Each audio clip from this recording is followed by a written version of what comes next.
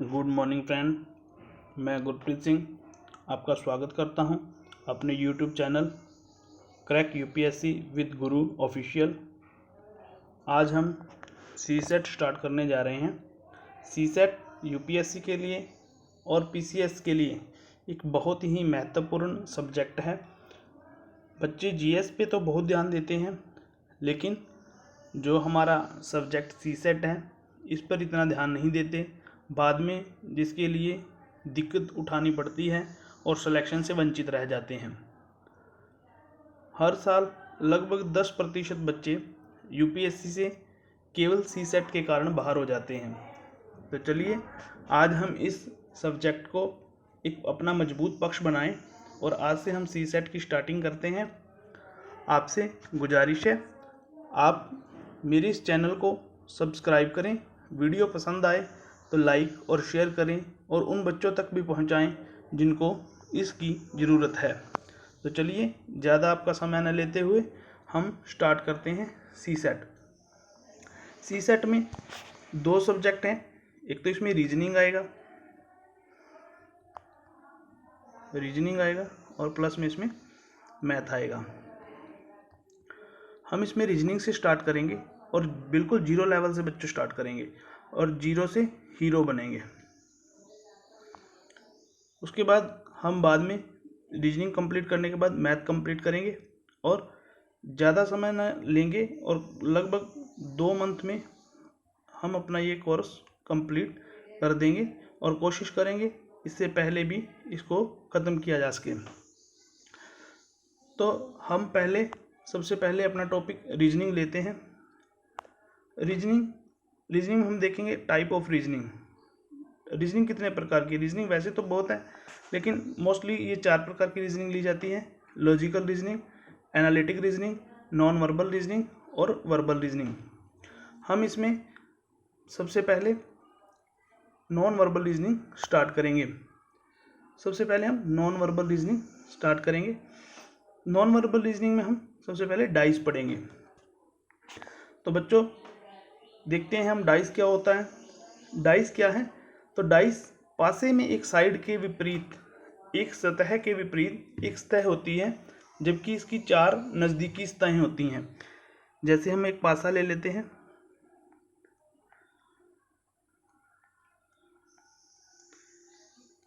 आपने देखा होगा डाइस, एक तो इसके साथ वाली साइड है 2 साइड, और बाकी इसके एक साइड इसकी विपरीत होती है, बाकी 4 साइडें इसके साथ होती हैं। टोटल एक पासे में 6 साइड होती हैं। एक विपरीत हो जाएगी और 4 इसकी साथ हो जाएंगी। कहते हैं पासे 2 प्रकार के होते हैं, एक होता है मानक पासा और एक होता है साधारण पासा। सबसे पहले हम देखते हैं मानक पासा क्या होता है। यदि विपरीत सतहों का जो विपरीत साइड्स हैं उनकी संख्याओं का जोड़ हमेशा 7 हो तो ऐसा पासा मानक पासा कहलाता है। जबकि इसकी जो साइड है इनके नज़दीक का जोड़ कभी 7 नहीं आएगा।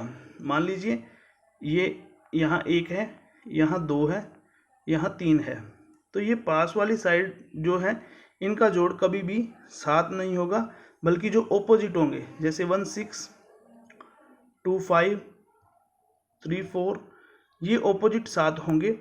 ये होगा हमारा मानक पासा। जबकि इसके जो साथ वाली साइड है ये कभी भी 7 इनका जोड़ नहीं होगा। तो बच्चों आप समझ गए मानक पासा क्या होता है। जिसकी विपरीत साइडों का जोड़ तो 7 होगा, लेकिन उसकी जो साथ वाली साइडें हैं उनका जोड़ कभी भी 7 नहीं होगा। तो ऐसा पासा हमारा मानक पासा कहलाता है। मानक पासे में हम आपको, जैसे ये देखिए, आप मेरे साथ चित्र बना सकते हैं।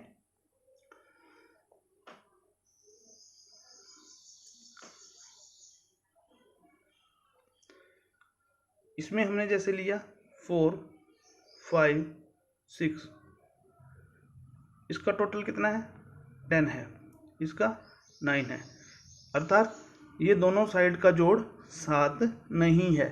इसका मतलब ये मानक पासा है हमारा। कौन सा पासा है? ये हमारा मानक पासा है। और जब इनका विपरीत संख्याओं का जोड़ 1 6 आप लगा लीजिए, 2 5 3 4। तो ये हमारा 7 7 7, ये आएगा विपरीत सतहों का, ये हमारा हो जाएगा विपरीत सतहों का, और ये हमारा हो जाएगा 7 वाली सतह। ये हमारा मानक पासा कहलाता है। दूसरे प्रकार का पासा कौन सा है? दूसरे प्रकार का पासा है साधारण पासा। साधारण पासा क्या होता है बच्चों? इसे गैर मानक पासा भी कहते हैं, इसे गैर मानक पासा भी कहते हैं। यदि पासे में किन्हीं भी दो सतहों का योग या दो साइडों का योग 7 है तो वह गैर मानक पासा या साधारण पासा कहलाता है। इसमें ध्यान देने योग्य बात क्या है बच्चों? इसमें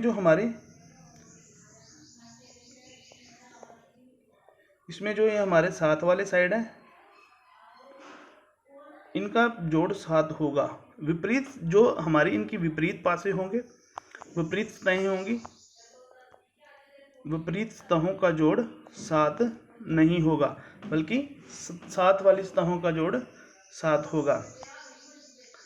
अब साधारण पासे के 3 मूलभूत नियम हैं। हम पहले ये मूलभूत नियम देखेंगे। पहले हम साधारण पासा पढ़ेंगे, फिर उसके बाद हम मानक पासा पढ़ेंगे। पहले साधारण पासा देखते हैं। साधारण पासे में क्या है? साधारण पासे के लिए 3 मूलभूत नियम है। ये 3 मूलभूत नियम क्या है? पहला तो है निकटतम का नियम। अब हम देखते हैं निकटतम का नियम क्या होता है। पासे में दो संख्याएं निकटतम होंगी वह विपरीत नहीं हो सकती। ये कह रहा है जो पासे की निकटतम सतहें हैं वो कभी भी एक दूसरे के विपरीत नहीं हो सकती। आओ देखते हैं कैसे नहीं हो सकती। जैसे ये हम डायग्राम ले लेते हैं। ये हमने ले लिया 1 6 और 2। ये 6 1 7 है। ये हमारा पहला तो देखेंगे मानक पासा है या साधारण पासा है, तो ये हमारा साधारण पासा हो जाएगा। दूसरा ये कहता है जो इसकी 7 की सतहें हैं, एक के साथ 2 और एक के साथ 6 है, तो ये कभी भी एक दूसरे के अपोजिट, ना तो एक के अपोजिट 6 होगा, ना एक के अपोजिट 2 होगा, ना 6 के अपोजिट 2 होगा और ना 6 अपोजिट 1 के होगा। तो ये कभी भी अपोजिट नहीं हो सकते। एक उदाहरण और देखते हैं। ये हम डायग्राम बनाते हैं।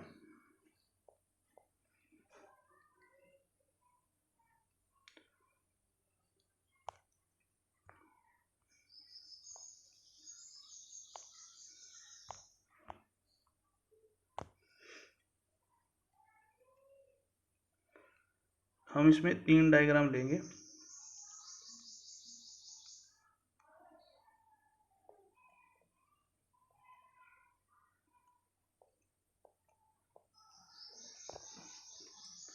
इसमें 1 6 5 2 5 6, यहाँ हम लेंगे 3 4 5।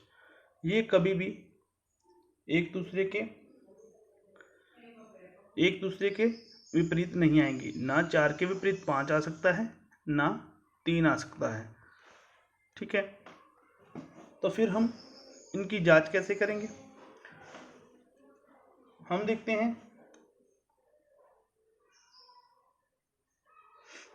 एक नई स्लाइड लेते हैं, इसी को मिटा लेते हैं, इसी पे करते हैं, देखते हैं आगे।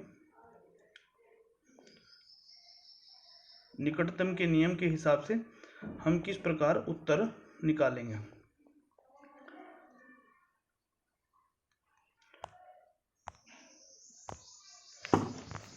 तो ये क्वेश्चन है 5 के विपरीत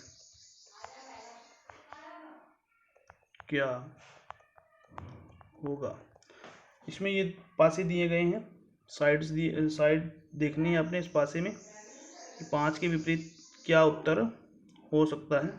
हम इसको निकटतम के नियम के हिसाब से निकालेंगे। इसमें 2 पासे दिए गए हैं।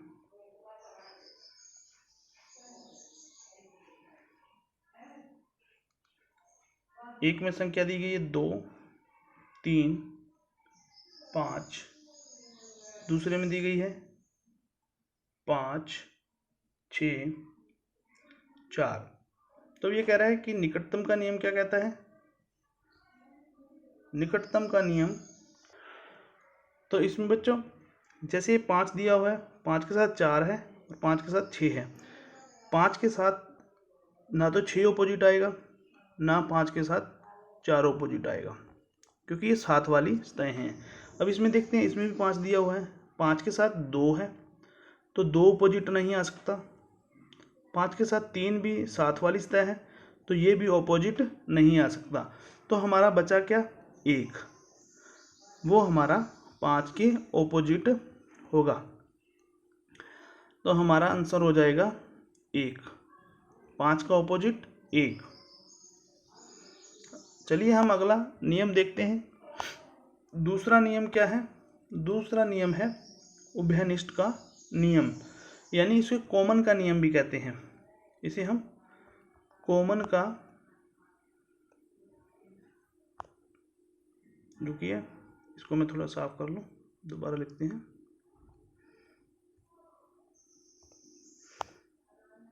इसे हम कॉमन का नियम भी कहते हैं। यदि पासे के 2 चित्र में 2 संख्याएं कॉमन हो तो बची है ये बच्चा, तो जो बची दोनों संख्याएं होंगी हमेशा एक दूसरे के विपरीत होंगी। जैसे हम इसके डायग्राम से समझते हैं। ये हमारा एक डायग्राम है, ये हमारा दूसरा डायग्राम है। इसमें 1, 6 और 5, इसमें हमने लिया 5, 6 और 4। अब हम देखिए इसमें दोनों में कॉमन क्या है? ये 5 और 6, ये 5 और 6 दोनों में है, तो ये हो जाएगा दोनों में कॉमन। तो उत्तर हो जाएगा 1 के ऑपोजिट 4 हमारा आंसर हो जाएगा। चलिए इसे एक और सवाल से देखते हैं। मान लीजिए ये कहता है कि C के ऑपोजिट, ये 2 डायग्राम दिए हैं।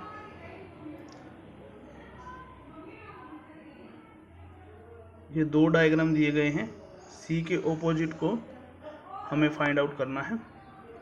तो हम इसके लिए क्या करेंगे? कैसे C का ऑपोजिट फाइंड आउट करेंगे?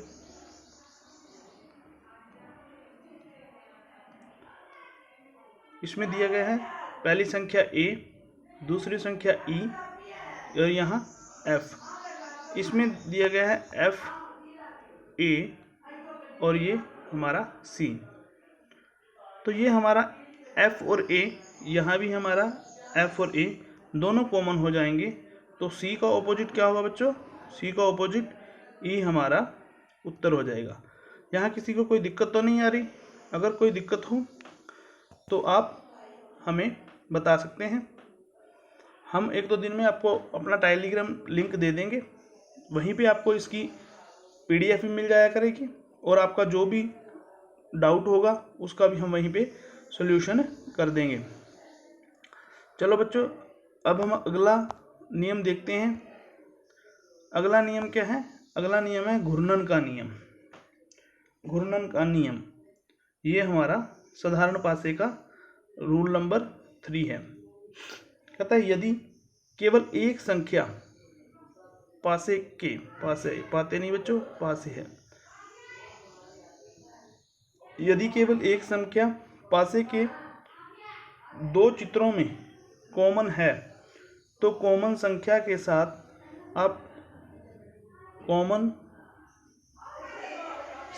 साथ आप घड़ी की दिशा में चले या घूमें। ये क्या करना है? ये क्या कह रहा है? इसको कैसे समझे? तो आइए हम इसको एक सवाल से देखते हैं।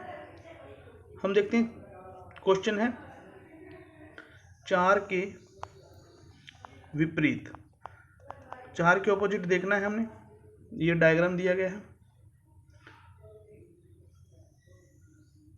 इस डायग्राम में नंबर दिए गए हैं 2, 3, 4। ये एक और डायग्राम दिया गया है, इसमें नंबर दिए गए हैं 6, 5, 2।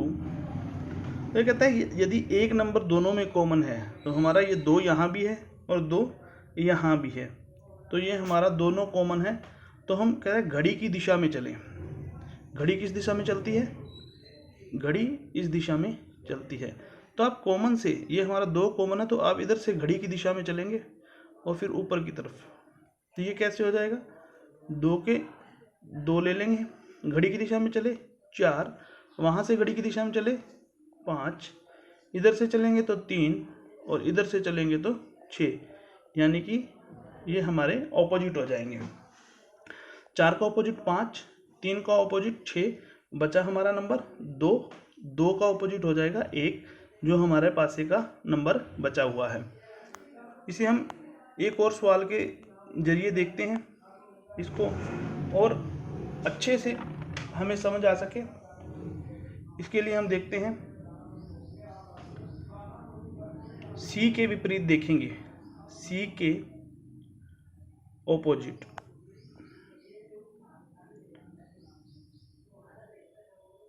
ये हमारा डायग्राम दिया गया है।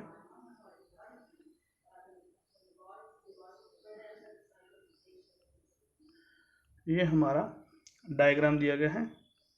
यहाँ ए,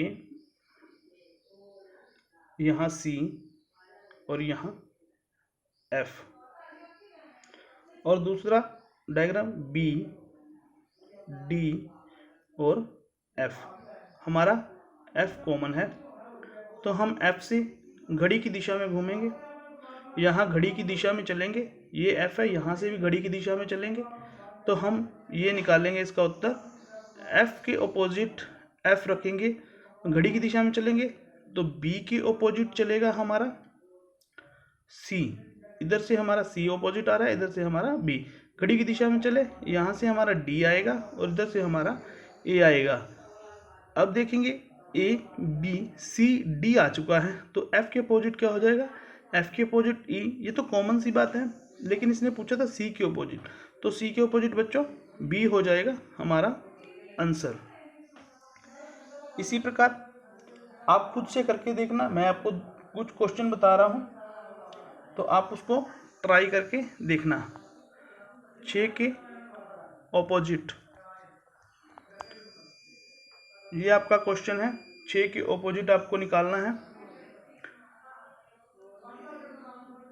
ये डायग्राम मैंने आपको बना के दे रहा हूँ, आप इसको नोट कर लीजिएगा और इसमें आप 6 के ऑपोजिट निकालने का प्रयास कीजिएगा। ये डायग्राम है हमारा 5, 2, 6। इसमें हमारा 5 तो कॉमन हो जाएगा। आप इसको घड़ी की दिशा में लेके चलेंगे तो आप आसानी से इसका उत्तर निकाल पाएंगे। चलिए हम आगे देखते हैं। कहते हैं नोट, ये चीज़ नोट करने के लिए बता रहा है। पहले नियम का प्रयोग तब करते हैं जब परीक्षक कॉमन संख्या का विपरीत पूछता है। कहता है जो हमारा पहला नियम था, पहला नियम कौन सा था? हमारा निकटतम का नियम।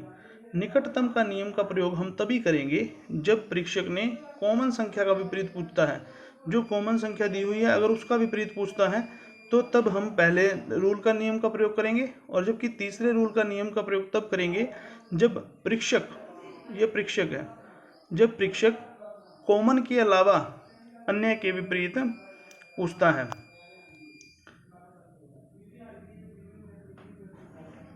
जैसे ये क्वेश्चन 3 के विपरीत, कुछ क्वेश्चन करते हैं हम।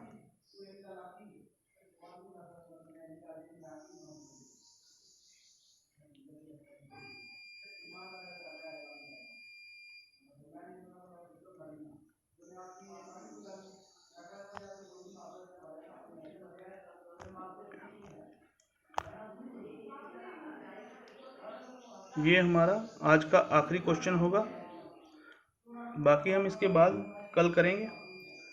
2, 3, 5, ये हमारा हो जाएगा 5, 4, 6। तो इसमें हम 5 हमारा कॉमन है, तो इसमें हम इधर चलेंगे 5, 3, 2, इधर से हम चलेंगे 6, 4, 5, 6, 4, तो हमारा 3 के ऑपोजिट हो जाएगा 6 हमारा आंसर हो जाएगा। तो बच्चों ये हमारा था साधारण पासा।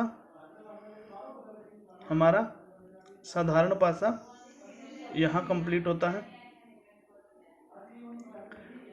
कल को हम करेंगे मानक पासा। साधारण पासे में आप